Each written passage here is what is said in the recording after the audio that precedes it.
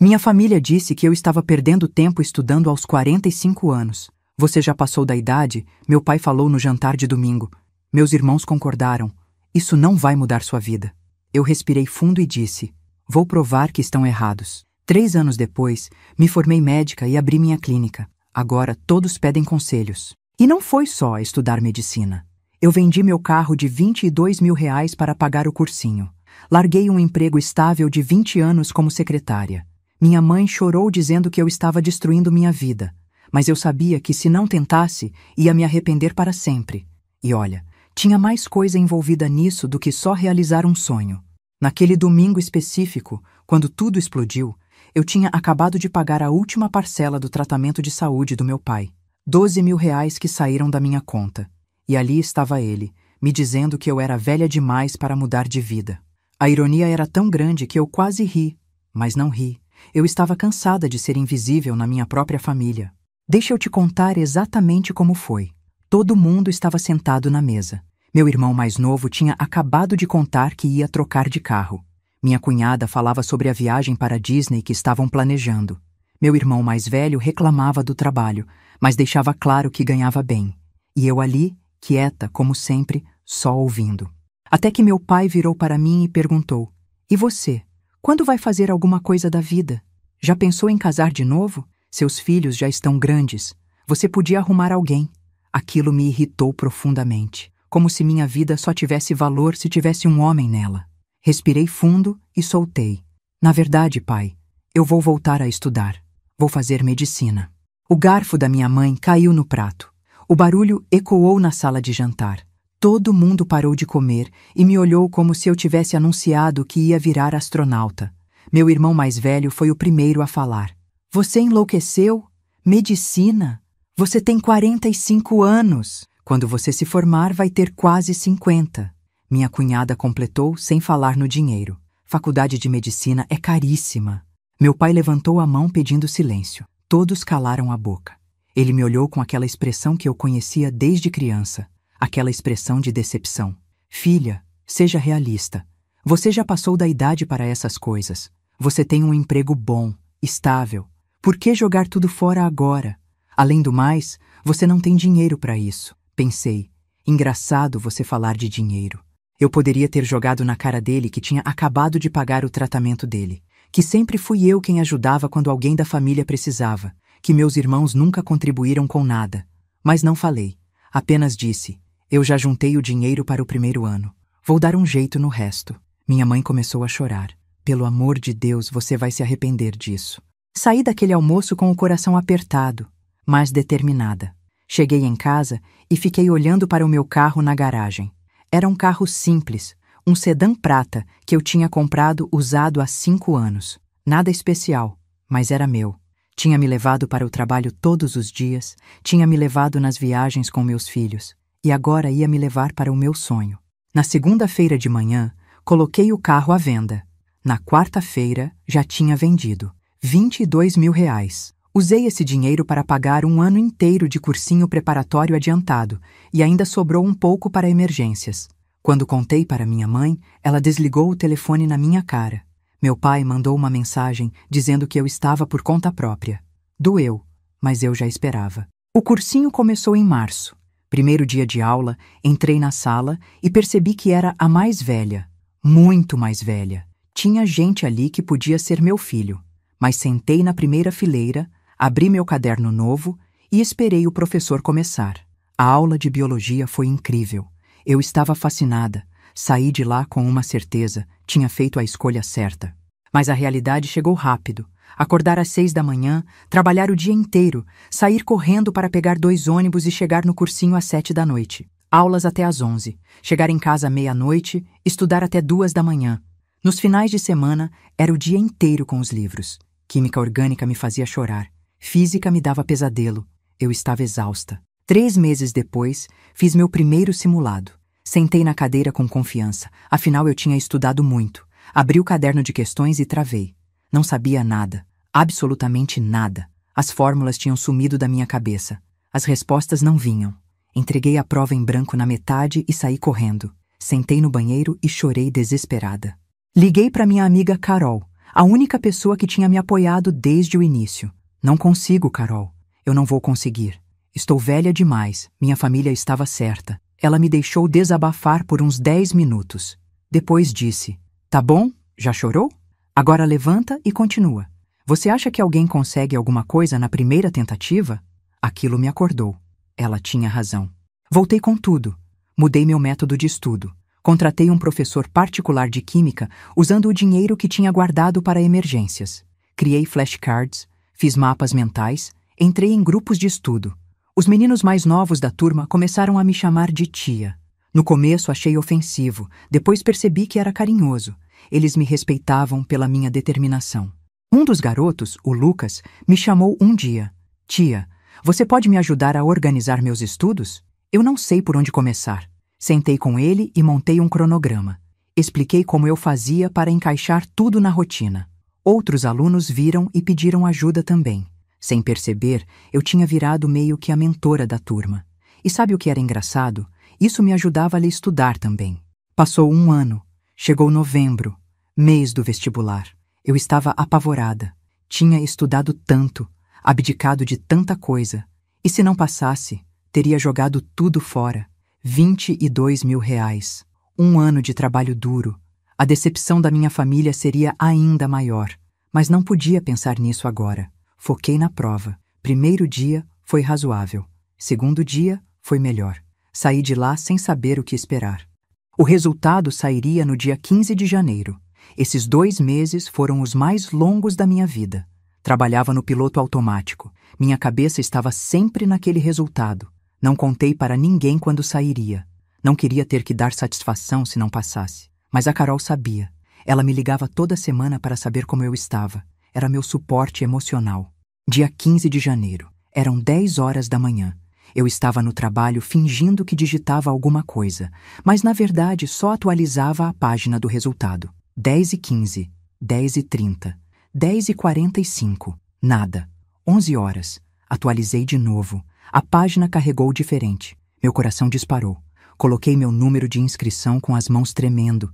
Cliquei em buscar. E lá estava. Aprovada. Gritei no meio do escritório. Todo mundo olhou para mim assustada. Minha chefe veio correndo achando que tinha acontecido alguma coisa grave. Eu passei! Eu passei no vestibular de medicina! Mostrei a tela do computador para ela. Ela me abraçou forte. O escritório inteiro começou a aplaudir. Pessoas que eu mal conhecia vieram me parabenizar.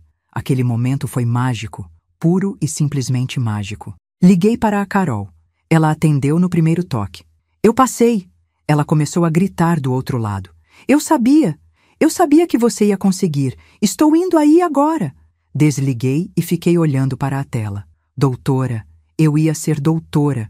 Com 46 anos, ia começar a faculdade de medicina. Respirei fundo. Agora vinha a parte mais difícil, contar para minha família. Esperei até a noite para ligar. Minha mãe atendeu.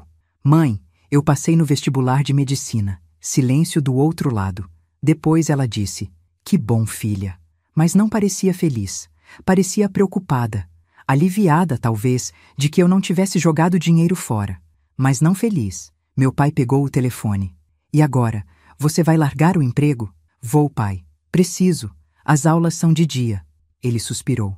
Você que sabe. Desliguei o telefone com um gosto amargo na boca. Aquele deveria ser um dos dias mais felizes da minha vida. Mas parecia que eu estava anunciando uma tragédia. Meus filhos reagiram diferente. Meu filho mais velho, que tinha 23 anos, me abraçou. Mãe, eu sempre soube que você ia conseguir. Você é incrível. Minha filha de 20 anos tinha lágrimas nos olhos. Estou tão orgulhosa de você, mãe.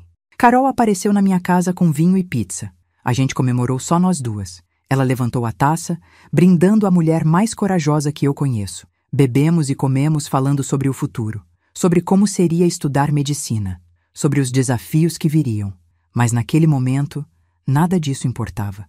Eu tinha conseguido. Tinha passado no vestibular aos 46 anos. Primeira vitória conquistada. Pedi demissão 2 semanas depois. Meu chefe ficou chocado. Tentou me convencer a ficar.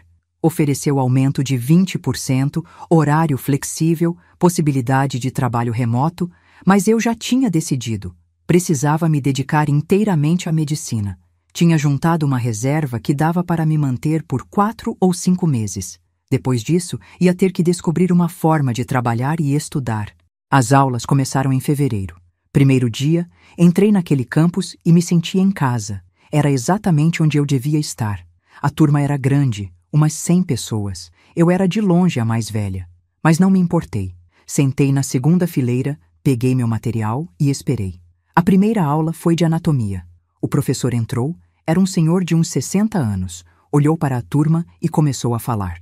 Medicina não é para os fracos. Medicina é para quem tem vocação, para quem está disposto a abrir mão de sono, de festas, de vida social. Olhei em volta e vi alguns rostos preocupados. Eu não estava preocupada. Eu já tinha aberto mão de tudo. Já tinha provado que era forte. Já tinha enfrentado minha família. Um curso puxado não ia me assustar. Eu estava pronta para o que viesse. Mas medicina era mais difícil do que eu imaginava. Eram tantas matérias, tanto conteúdo, tanta coisa para decorar. Eu estudava até altas horas todos os dias. Acordava às 5 da manhã para revisar antes da aula. Meus finais de semana eram só estudos. Não tinha vida social. Mal via meus filhos. E o pior, minha reserva de dinheiro estava acabando. No final do terceiro mês, eu estava dura. Precisava trabalhar. Mas como? Não tinha tempo para nada. Foi quando a professora de anatomia me chamou para conversar. Ela tinha notado minha dedicação nas aulas. Também tinha notado que eu era mais velha que os outros. Perguntou sobre minha história. Contei tudo. Ela ficou em silêncio por um momento. Depois disse: "Tenho uma proposta. Quer ser minha monitora? Você ganharia uma bolsa." Não era muito, R$ 600 por mês, mas dava para ajudar com as contas básicas. Aceitei na hora. Comecei a dar aulas de reforço para os calouros do semestre seguinte. E descobri que adorava ensinar. Tinha paciência, sabia explicar de forma simples. Os alunos gostavam de mim. Alguns diziam que eu explicava melhor que os professores. Aquilo me deixava feliz. Estava encontrando o meu lugar. O segundo ano foi ainda mais intenso. Começaram as aulas práticas, o contato com pacientes reais. Eu me apaixonei ainda mais pela medicina. Cada caso era um universo. Cada paciente tinha uma história. E eu percebi que minha idade era uma vantagem.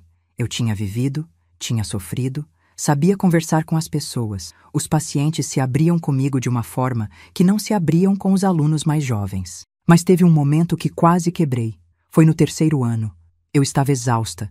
Tinha passado por uma semana infernal. 3 provas, 2 plantões e um paciente que morreu na minha frente. Era uma senhora de 60 anos, com câncer avançado. Eu tinha conversado com ela durante dias. Ela me contava sobre a vida dela, sobre os netos. E então ela se foi. Eu desmoronei. Cheguei em casa naquele dia e sentei no chão da sala. Chorei como não chorava há anos. Chorei de cansaço, de tristeza, de exaustão. Peguei o telefone e liguei para minha mãe sem pensar. "Mãe, eu não aguento mais. É muito difícil. Eu não sei se consigo continuar." Ela ficou em silêncio por uns segundos. Depois disse: "Então volta para casa, filha. Você já provou seu ponto. Ninguém vai te julgar se desistir agora." Aquelas palavras me acordaram. Ninguém vai te julgar se desistir. Era exatamente o que minha família queria. Que eu desistisse. Que eu voltasse para a minha vidinha segura e sem graça. Respirei fundo. "Não, mãe. Eu não vou desistir. Vou terminar o que comecei." E desliguei. Levantei do chão, lavei o rosto e voltei a estudar. Não ia deixar o cansaço me vencer. Já tinha chegado longe demais. Fiz uma lista naquela noite. Escrevi tudo o que tinha conquistado até ali. Passei no vestibular aos 46. Sobrevivi a 3 anos de medicina. Me tornei monitora. Aprendi a lidar com pacientes. Salvei vidas em estágios. Fiz amigos incríveis. Provei para mim mesma que era capaz. Olhei para aquela lista e percebi. Eu já era uma vencedora. Só precisava continuar mais um pouco. E continuei. 4º ano, 5º ano. Os plantões ficaram mais pesados, as responsabilidades maiores. Mas eu estava pronta. Meus colegas de turma, aqueles meninos e meninas que eu podia ter parido, viraram minha família. A gente estudava junto, chorava junto, ria junto. Eles não me viam mais como a tia da turma. Eu era a Ana, só mais uma estudante de medicina batalhando pelo diploma. 6º ano, último ano. Eu mal acreditava que estava ali. Faltavam poucos meses para me formar. A expectativa era enorme. Eu já planejava o futuro. Queria abrir um consultório popular, atender quem precisava, queria fazer diferença de verdade. Mas antes, tinha o trabalho de conclusão de curso. Escolhi um tema que me tocava fundo: saúde da mulher após os 40. Minha própria história transformada em pesquisa. Passei meses trabalhando naquele projeto. Entrevistei dezenas de mulheres, coletei dados, analisei resultados, escrevi e reescrevi. O trabalho ficou incrível. No dia da apresentação para a banca, eu estava nervosa. Mas quando comecei a falar, a nervose passou. Eu estava falando sobre algo que conhecia bem. A banca me fez várias perguntas. Respondi todas com segurança. No final, nota 10. Aprovada com louvor. Chegou dezembro, mês da formatura. Eu acordei naquele dia com o coração disparado. Ia usar meu jaleco pela última vez como estudante. Estava nervosa e ansiosa. Tinha convidado minha família toda. Não sabia se iam aparecer. Nos últimos anos, o contato tinha sido mínimo.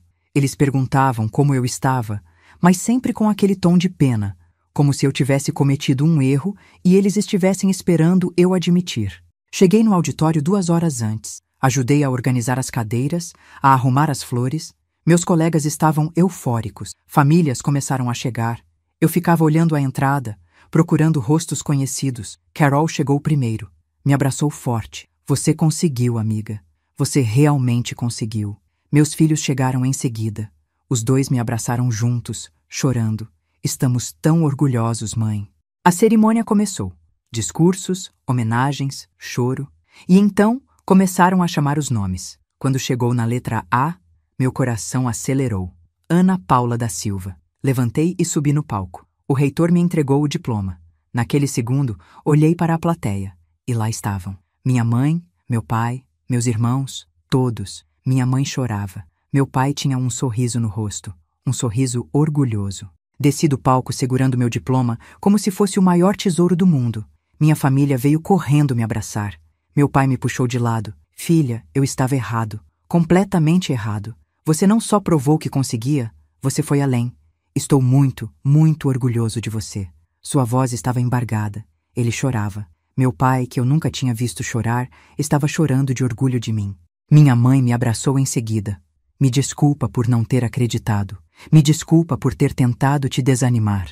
Você é a pessoa mais corajosa que eu conheço. Meus irmãos também pediram desculpas. Disseram que tinham vergonha de terem duvidado. Aquele momento curou alguma coisa dentro de mim. Não era sobre eles reconhecerem. Era sobre eu ter provado para mim mesma. Mas o reconhecimento deles era o cereja do bolo. Nos meses seguintes, estudei para o CRM. Passei de primeira. Agora era médica de verdade. Doutora Ana Paula. Comecei a procurar um espaço para montar meu consultório. Queria algo simples e acessível. Encontrei uma sala comercial num bairro popular. Pequena, mas tinha potencial. Usei o pouco que tinha juntado e algumas doações dos meus filhos para reformar. Ficou lindo. Abri a clínica em março, 3 anos depois daquele jantar fatídico. Meus primeiros pacientes foram indicações de amigos e conhecidos. Eu cobrava barato, queria que todos tivessem acesso. O boca a boca funcionou. As pessoas começaram a falar bem, que eu era atenciosa, que ouvia de verdade, que me importava. E era verdade. Cada paciente era especial. Eu tinha esperado tanto por aquilo que não ia desperdiçar nenhum segundo. Minha família virou cliente. Meu pai foi o primeiro. Apareceu no consultório com uma dor no peito. Examinei, pedi exames, diagnostiquei refluxo. Ele ficou aliviado. No final da consulta, pegou minha mão. Você é uma médica incrível, filha. Aquilo valeu mais do que qualquer diploma. Minha mãe começou a me ligar sempre. Meus irmãos traziam os filhos para a consulta. Eu tinha virado a médica da família. Hoje, 1 ano depois de abrir a clínica, eu atendo cerca de 30 pacientes por semana.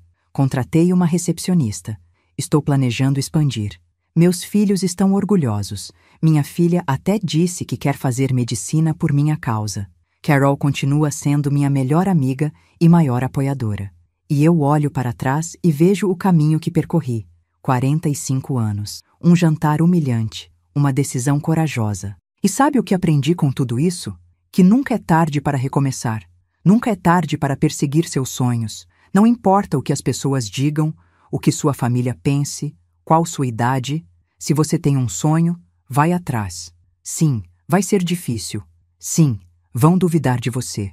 Mas no final, a única opinião que importa é a sua. E quando você conseguir, nada vai ser mais doce do que provar que estava certo.